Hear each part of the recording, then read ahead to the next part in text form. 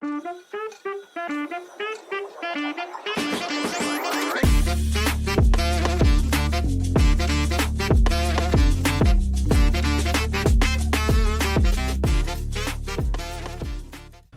वालेकुम एवरीवन, मैं हूं विशाल शाकिर और आज हम बात करेंगे आपके पसंदीदा topic hardships and struggles of first generation lawyer with Mian Ali Raza. अस्सलाम वालेकुम सर। वालेकुम सलाम। सर बहुत क्लीशे टॉपिक है, यूट्यूब भरा पड़ा है इससे, हर दूसरे वकील ने इस पे कोई ना कोई वीडियो बनाई हुई है, यंग लॉयर्स ने भी बनाई हुई है, बट हमारी ऑडियंस चाहती थी कि आपका पॉइंट ऑफ व्यू इसमें लाजमी आना चाहिए। What's your POV regarding the hardships and struggles that has been faced by the young generation और फर्स्ट जनरेशन लॉयर्स। एक क्वेश्चन इसमें ये भी आएगा, since you are a son of an ex justice of the honourable Lahore high court, तो आप क्या relate कर पाते हैं नहीं, उस पर हम लेटर स्टेज पे आएंगे, बट पहले मैं चाहूँगा कि आप उसके जो फर्स्ट पार्ट है उस पर अपने कमेंट्स दीजिएगा। विशाल, ये वेरी इंटरेस्टिंग टॉपिक, बट इसको ना आपने थोड़ा सा रॉन्गली कैटेगराइज कर दिया है कि hardships. I would categorise it as dos and don'ts of a first generation lawyers.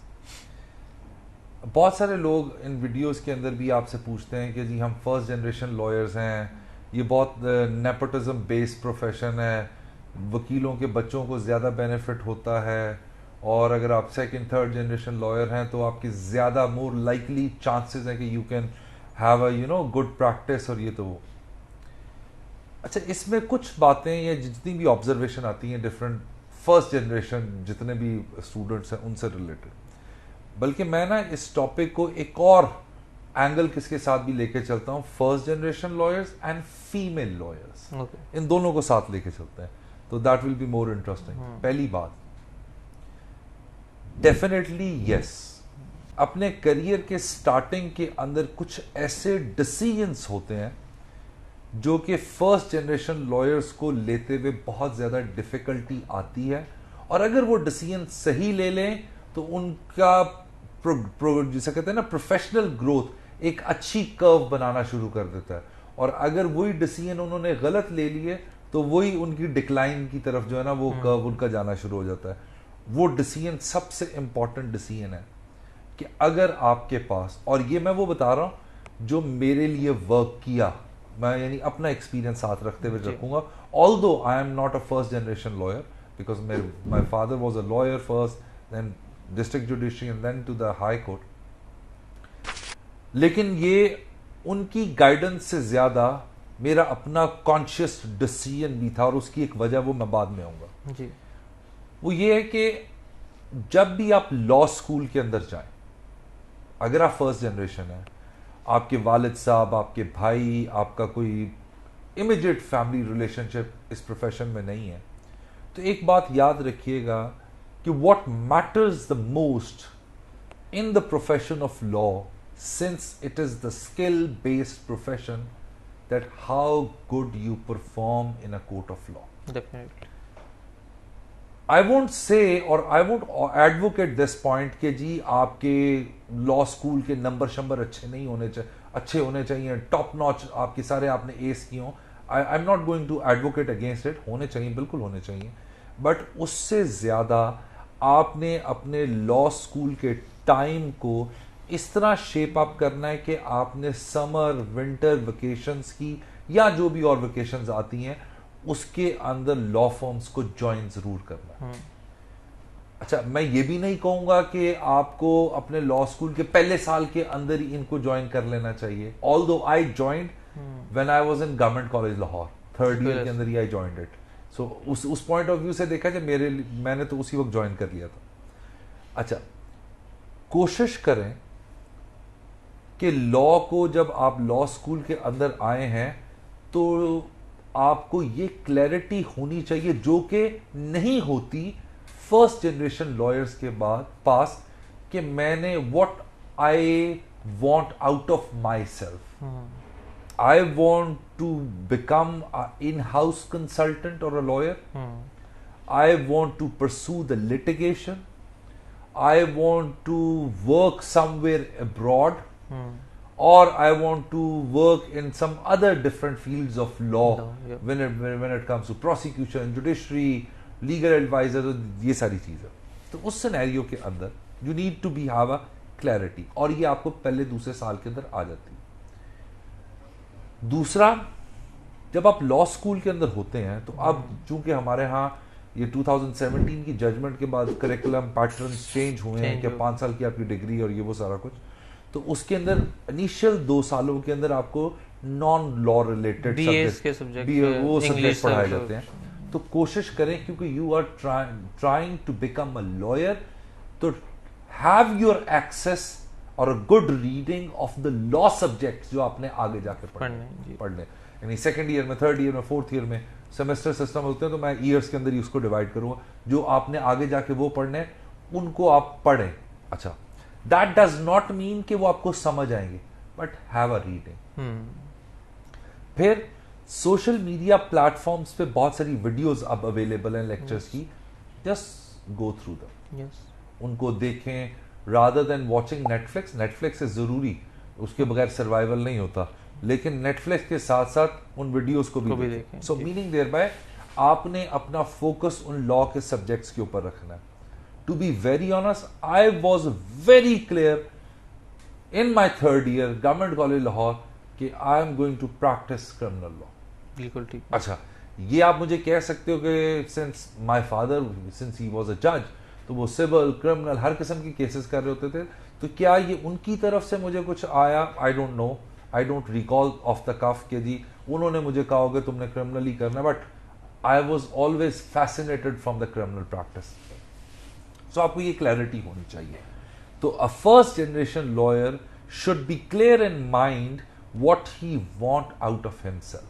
This is the first do of this first generation lawyer. उसके बाद जब आपने इंटर्नशिप्स करनी है, तो I would rather recommend you कि जितनी ज्यादा इंटर्नशिप अपने लॉ स्कूल के पीरियड के दौरान डिफरेंट एरियाज ऑफ फील्ड में आप करें, तो एक्सप्लोर करें जी, क्योंकि अभी you have nothing to lose and a lot to gain and a lot to gain, कि आपको उस वक्त ही क्लैरिटी आ जाएगी अपने अंदर कि मैंने कॉर्पोरेट को परस्यू करना है, मैंने कमर्शियल को परस्यू करना है, मैंने सिविल को करना है, मैंने क्योंकि Vishal you know it very well, the litigation process और the fields of these different kind of legal profession, they operate very differently. For instance, एक बंदा जो किसी कॉर्पोरेट स्ट्रक्चर में इंटर्नशिप्स करके आया, वो किसी फौजदारी चैम्बर में जाएगा तो he will feel himself as alien कि मैं ये किधर आ गया हूं। और सेम इज द केस कि अगर वो कोर्ट में भी जाएगा। सो जब आप इंटर्नशिप्स करके अपने माइंड को, अपने नॉलेज को, अपनी बॉडी को इस बात पे एवेल्युएट कर लेते हैं कि what I want out of myself, so इस वजह से जितनी ज्यादा आप इंटर्नशिप कर सकें वो लाजमी करनी चाहिए। और दूसरी सबसे बड़ी बात, मेजॉरिटी ऑफ द स्टूडेंट्स जो हमारे पास आते हैं फॉर इंटर्नशिप, दे कम, हम उन्हें क्या करते हैं, not I don't do that, but majority of the lawyers क्या करते हैं, कोई फाइल पकड़ा दीजिए पढ़ लो जी। When you are in a law firm, it depends upon your senior कि you just pop into his office or her office, ask whatever you want to ask. जितनी आपके दिमाग के अंदर सवालात हैं, पूछें, जो पूछ सकते हैं वो पूछें, बिकॉज इस प्रोफेशन के अंदर the biggest hurdle is a senior assumes that they will come and ask, and young associate or intern always under a fear कि वो मेरा सीनियर बहुत बिजी वकील है, वो बड़े बड़े पॉलिटिशियंस का वकील है, फलाने का वकील है, मैं कैसे जा सकता हूं उधर। No, don't do that, ask the questions. So इस वजह से जब आप लॉ फर्म्स में आना है, तो आपने शो पीस बन के शेल्फ के ऊपर एज अ डेकोरेशन पीस उस लॉ फर्म में काम नहीं करना। I mean, if you have to ask the questions to the clerk, clerical काम करें, डायरियां उनकी कहें सर मेरी राइटिंग बहुत अच्छी है, मैं फलाने लॉ स्कूल से मैं आपकी डायरियां फिल करती हूं, बिकॉज ये काम सब आपको अगर आते होंगे तो आपका paralegal staff will not make you fool out of yourself. So इस वजह से वो सारे काम करें उस फर्म के अंदर। ड्राफ्टिंग जितनी आप ज्यादा से ज्यादा कर सकते हैं वो आपको करनी चाहिए। फिर उसके बाद once you are past with your internships, 4-5 साल आपने इंटर्नशिप्स की, and you have mental clarity कि मैंने क्रिमिनल को ज्वाइन करना है, सिविल को ज्वाइन करना है, कॉर्पोरेट को ज्वाइन करना है, तो उसके बाद सबसे इंपॉर्टेंट है पीपल मास्टर का चूज करना। क्योंकि a relationship between a pupil master and a pupil is very important. तो उसके लिए, और ये वो स्टेज है, ये वो जिसे कहते हैं ना स्पॉट है, जिसके ऊपर आपने बहुत केयरफुली, कॉन्शियसली आपने इस बात को डिसाइड करना है कि मेरा पीपल मास्टर कौन होगा। और चूंकि आपने वो 4-5 साल की डिफरेंट इंटर्नशिप्स की होंगी, you will have a clarity of thought, not only for your self, but अगर विशाल मेरा क्लास फेलो है, सामिर मेरा क्लास फेलो है, मोहम्मद मेरा क्लास फेलो है, तो विशाल तुमने किसके पास काम किया? जी मैंने सलमान सफदर साहब के पास काम किया। मोहम्मद तुमने किसके पास किया? जी मैंने सलमान अकरम राजा साहब के पास काम किया। मोहम्मद अहमद तुमने किसके पास काम किया? जी मैंने फलाने। Now when you are having this kind of a discussion, you have the exposure to make a conscious choice.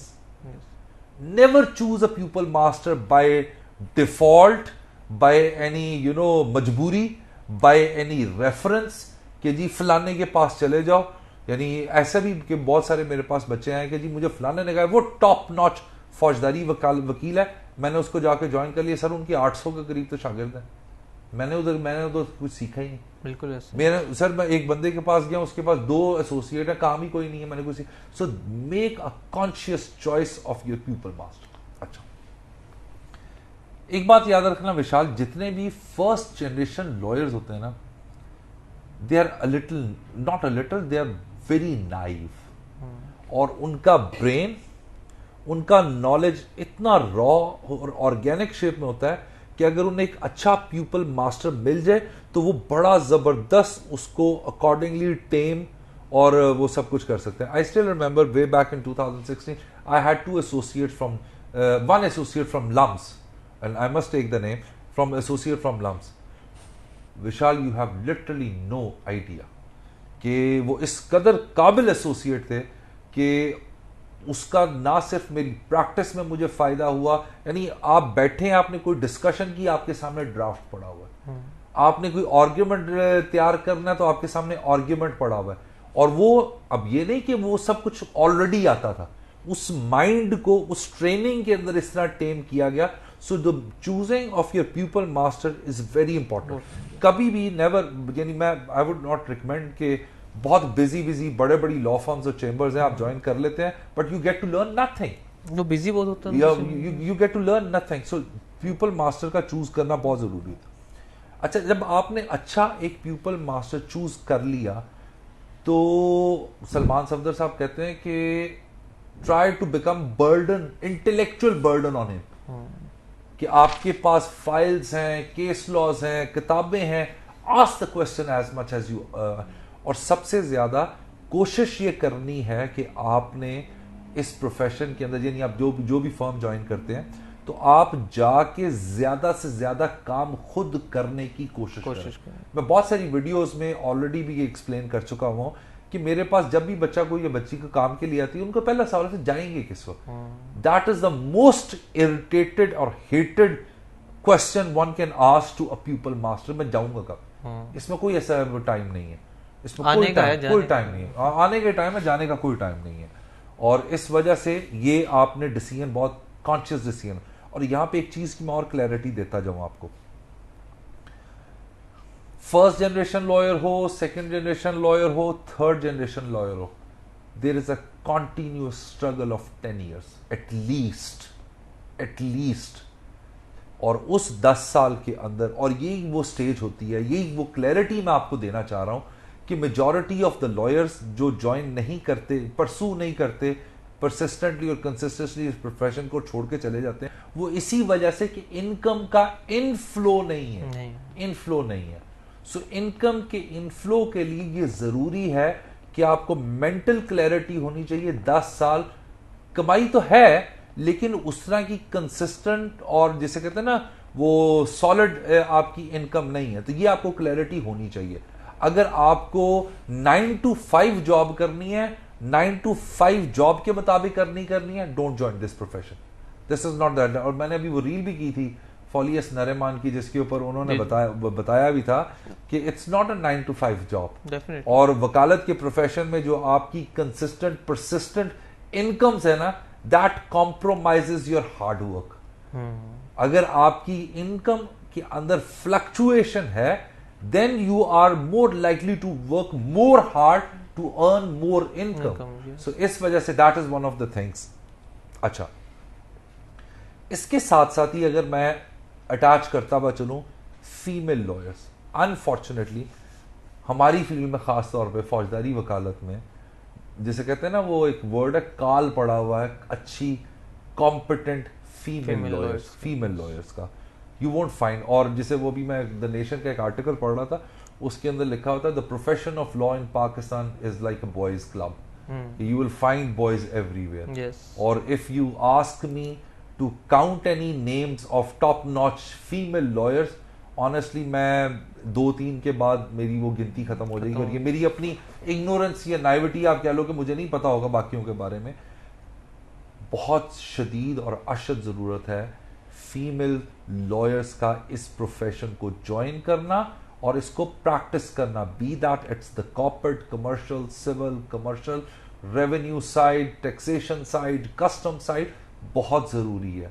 और अभी आज ही बल्कि हम लोग वो जस्टिस मंसूर अली शाह साहब का वो सिंपोजियम जो उन्होंने एड्रेस किया है वो सुनने लगे हुए थे. उसके अंदर उन्होंने बताया कि what females had to undergo to survive in this profession. और चाहे वो जुडिशरी से रिलेटेड हो, उनका स्पेसिफिक रेलेवेंस जुडिशरी से रिलेटेड था, बट ओवरऑल अदरवाइज देखा जाए, वेयर एज अगर आप वेस्टर्न जूरिस्प्रूडेंस को देखो तो आपको बड़ी अच्छी अच्छी बैरिस्टर्स भी मिल जाएंगी, बड़े अच्छे अच्छे यूएस अटर्नीज भी मिल जाएंगे.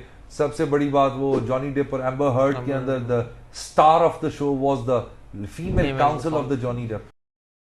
इंडिया के अंदर भी आपको बहुत अच्छी मिल जाएंगी. हमारे यहाँ यानी खुशकिस्मती से कि honourable supreme court of Pakistan में इन्हीं वकालत के प्रोफेशन से ये लोग आए हुए हैं ना. बिल्कुल ऐसा. चाहे जस्टिस आयशा हो, जस्टिस मुसर्रत अली हो, या आपके पास जस्टिस आलिया नीलम हो, या उसके बाद इस्लामाबाद हाई कोर्ट में एक और फीमेल जस्टिस है. सो अगर इस प्रोफेशन के अंदर याद रखिएगा टॉप इज ऑलवेज एम्प्टी. बहुत सख्त जरूरत है. जब हम अपने डिफरेंट सोशल मीडिया ऐप्स को देखते हैं तो जो अमूमन लड़कियों की तरफ से सवाल आता है कि जी ये हमारे लिए उसरा फ्रेंडली एनवायरनमेंट नहीं है, उसके बाद ये हमारे लिए उसरा इनकम जनरेटिंग नहीं है प्रोफेशन, जिसकी वजह से लड़कियां जो होती हैं they are most likely not to join और pursue this profession. But the point is, जो मैंने पहले आपको कहा कि लॉ स्कूल के दिनों के अंदर आपने फर्म्स को एक्सप्लोर किया, अच्छा पीपल मास्टर आपने चूज किया, मेहनत की, there are many chances of you to have a good name in this profession. Yes. So इस वजह से important है इनके लिए. आए दिन तो नए लॉस पे तो कोई काम कर रहे होता है. अभी हमने कस्टोडियल टॉर्चर डेथ पे किया, कल हमने कॉस्मेटिक्स लॉस पढ़े, ये तो हम एक लॉ डिग्री में पढ़ाए भी नहीं गए थे. तो हमने अपने स्टूडेंट्स को भी बताया कि आपको लॉ पढ़ना आना चाहिए. You can't just study every single law in your law school ना. अच्छा विशाल, उसके अलावा भी मैं आपको बताऊं, देखो बात एक्सपोजर की है. yes. मैं आपको एक एग्जांपल देता हूं. मैं अभी आपको मुल्तान हाई कोर्ट में भेज देता हूं. Since you have appeared many a times you will be very confident there. अगर यही मैं आपसे कहूं कि विशाल साहब कल आपने transitory protective bail justice Aamir Farooq साहब के बाद इस्लामाबाद हाई कोर्ट में आर्ग्यू करनी है, you will be like this, shivering, टांगे, स्टैमरिंग, ये मैं क्या करूंगा, अच्छा ये ना हो जाए, वो ना हो जाए. And I'm giving your, I'm just taking your name. It happens. No, it happens. It happens. It happens. It's a practical. Why? Yeah. Why? Because I don't have the experience to that judge, that court, yes. that atmosphere, performance that working. Anxiety तो है. That working. Yes. Why am I comfortable arguing any case before a high court, which is Lahore High Court, and why am getting uncomfortable while arguing the same proposition case in a Islamabad High Court? Because I don't have the experience. Yes. That's what you have to do. Yes. Okay, when you're doing your law degree, do as much as experiences in terms of internships, visiting courts, attending the courts, learning virtually, online, whatever, because you cannot survive in this profession अगर आपके अंदर skill level की कमी है. अच्छा sir, इसमें conclusion से पहले मैं एक बात पूछना चाहूँगा. When we say about first generation lawyer, कुछ ऐसे फर्स्ट जनरेशन लॉयर भी होंगे जो फाइनेंशियली स्टेबल होंगे. yes. कुछ ऐसे भी होंगे जिनकी 5 साल डिग्री जब उनके माँ बाप ने मुश्किलों से पैसे दे दिए, नाउ दे एक्सपेक्ट कि कुछ बच्चा घर लेकर आएगा. अनफॉर्चुनेटली या द रियलिटी इज़ कि लॉ फर्म्स भी इतना पे नहीं करती और फर्स्ट जनरेशन लॉयर को या फ्रेश ग्रेजुएट्स को फ़ौरन से केसेस नहीं मिलते। तो उस लॉ ग्रेजुएट को या फर्स्ट जनरेशन लॉयर को कौन सी ऐसी चीज़ें करनी चाहिए कि कुछ ना कुछ फाइनेंशियल स्टेबिलिटी होती रहे, क्योंकि 28-29 साल तो हो जाते हैं 5 साल डिग्री के बाद, 23 साल में भी आप गए तो 28 के होकर बाहर निकलेंगे, आपकी शादी की भी उम्र हो रही है, आपकी बाकी ज़रूरियात भी हैं, तो उन चीज़ों को किस तरह केटर करें, वो क्या आपकी रिकमेंडेशन क्या होगी कि ये चीज़ें करें तो कुछ ना कुछ फाइनेंशियल स्टेबिलिटी साथ साथ रहेगी? यार देखो, मैं आपको एक बात बताऊं, I will never recommend any lawyer to go for this auction proceedings, evidence writing, although that's legit. देखो, मेरा अपना ये मानना ये है कि अगर आपके पास ample, I'm not saying extraordinary, ample requisite knowledge आपके पास है, exposure है, experience है, ये अल्लाह ताला का वादा है आपके साथ कि आपके नसीबों का रिस्क आपको मिलना ही मिलना। अब ये आप पे डिपेंड करता है कि आपने किस किस्म का नसीब वो रिस्क लेना।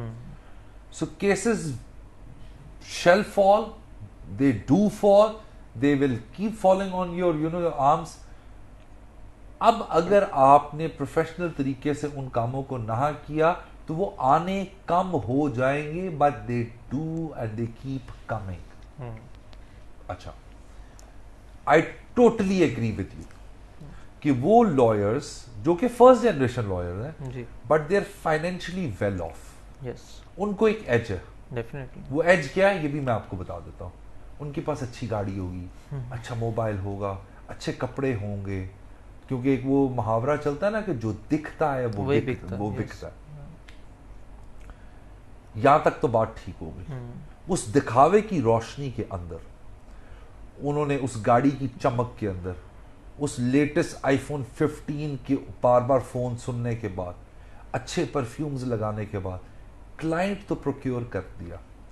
जब मैदान सजेगा अदालत के अंदर वकालत का, एडवोकेसी का, तो जिसने नॉर्मल कपड़े पहने होंगे, बिकॉज आई वोंट से गंदे कपड़े, हालांकि वकीलों के जो जूते और टांगों के पास से जो कपड़े होते हैं वो गंदे ही अच्छे लगते हैं, जिसने नॉर्मल कपड़े पहने होंगे, लेकिन वो उतना ही शाइनिंग अपनी स्किल के अंदर होगा, वो उतना ही एलोक्वेंट अपने आर्ग्यूमेंट के अंदर होगा, वो उतना ही प्रोफेशनल, जितना कि उसकी गाड़ी, मोबाइल, कपड़े, परफ्यूम थे, उतना ही वो जबरदस्त किस्म से केसेस कंडक्ट करेगा।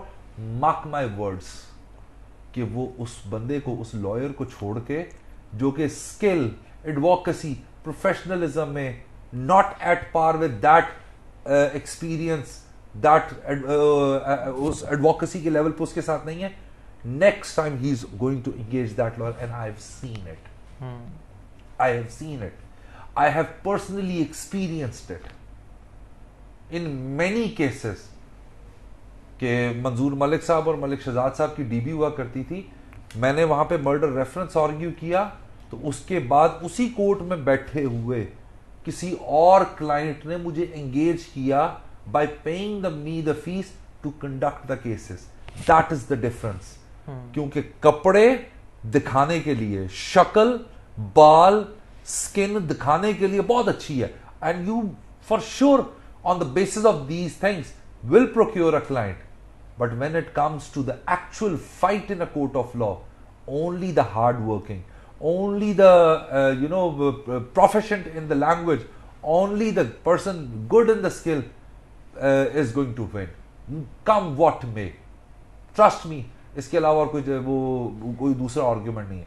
सो वो तमाम फर्स्ट जनरेशन लॉयर जो कि इस बात के लिए ज्यादा मेहनत कर रहे हैं कि जी मैं पैसे कैसे ज्यादा बनाऊं, मैं अच्छी गाड़ी कैसे लूं, मैं अच्छे चीजें कैसे प्रोक्योर करूं, अगर वो इस चीज को टर्न अराउंड करके इस बात के ऊपर कहें कि मैंने स्किल कैसे अच्छी करनी है, मैं देखूं कि मैं किस तरह जस्टिस मुनीब की तरह आर्ग्यूमेंट क्राफ्ट कर सकता हूं, मैं किस तरह सलमान अकरम राजा साहब की तरह आर्ग्यूमेंट कर सकता हूं, मैं किस तरह फैसल सिद्दीकी साहब की तरह आर्ग्यूमेंट कर सकता हूं, मैं किस तरह attorney general excellent, very professional and eloquent, Mansoor Awan साहब की तरह किस तरह कर सकता हूं। So these are the things a lawyer should be looking up to, not those land cruisers and the parties or those kind of things. So if that's your goal, trust me, मैंने यहाँ पे क्लर्कों को law की डिग्रियां करते हुए और बहुत अच्छे वकील बनते हुए देखा हुआ है। सो इस वजह से फोकस उस चीज के ऊपर आपका होना चाहिए। तो मेरे अगले क्वेश्चन का भी जवाब इसी से निकला है। व्हेन आई वांटेड टू से कि नेपोटिज्म तो एग्जिस्ट करता है, हम इस पे कोई डिनाई नहीं कहाँ पे कर, नहीं है विशाल, हर जगह कहाँ पे नहीं है? यस। और मुझे एक बात बताओ, मैं नेपोटिज्म का एक जवाब देता हूँ आपको। बहुत सारे लोगों का सवाल जरूर आएगा कि जजों के बच्चों को ज्यादा रिलीफ मिलता है फलाना। फॉर एग्जाम्पल, अगर if I am a lawyer, do you really think what I want out of my son or my daughter? I want my Khatija to become a barrister. I want my Yasha to be a barrister or a lawyer, to be at least. ठीक है ना? अब तो अगर मैं profession के अंदर मौजूद हूं, why would I not want my son to be successful?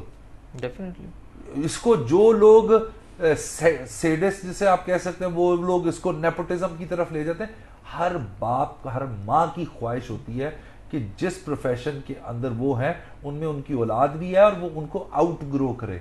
दुनिया में वाहिद बाप इस दुनिया में ऐसे होते हैं जो चाहते हैं कि अगर मैं जस्टिस था ना तो मेरा बेटा चीफ जस्टिस बने। सो ये नेपोटिज्म नहीं है, this is the wish, this is the prayer they have. तो कल को if Yash joins the firm, he has the advantage of the resources of Mia Ali Hazrat Sahab. Otherwise मैं आपको यहाँ पे रोकूंगा।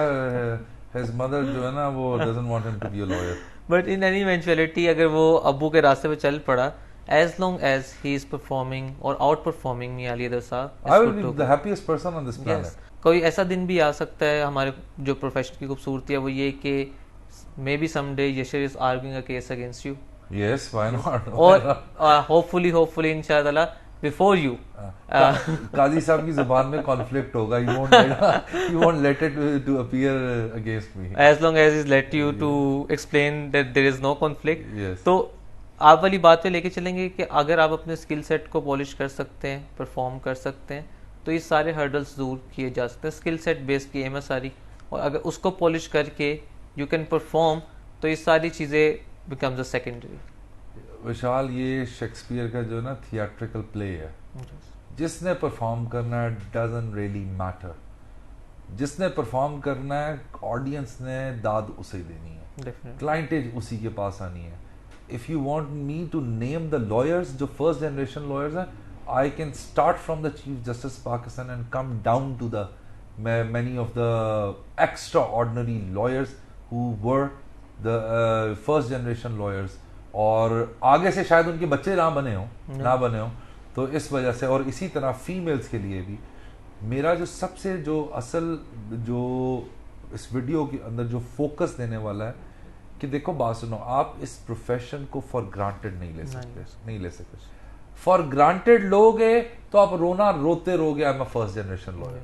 फॉर ग्रांटेड लोगे तो you will keep on giving the excuses, I was the female, it was the boys club, I wasn't suited there. तो ये excuse क्या, बंदे के पास प्रोक्रेस्टिनेट करने के लिए जो मर्जी एक्सक्यूज। और जिसने काम करना, once your skin is in the game, तो फिर तो आपने करना ही है। तो इसी नोट पे सर इसको एंड करेंगे। एक connected video I would like to make it with you, जो बहुत सारे आई डोंट बिलीव के लोग सिखाते होंगे अपने जूनियर्स को, at how to deal with the client and how to ask for the fees. It requires a separate video. And you know that my associates sit with me when I'm dealing with the and they are lucky, including myself. तो इसको हम एक separate video में रखेंगे क्योंकि ये भी बहुत लेंथी वीडियो हो गई है। तो फॉर दैट वीडियोस हम आप तक तब तक के लिए इजाजत चाहेंगे। Thank you so much sir, stay tuned.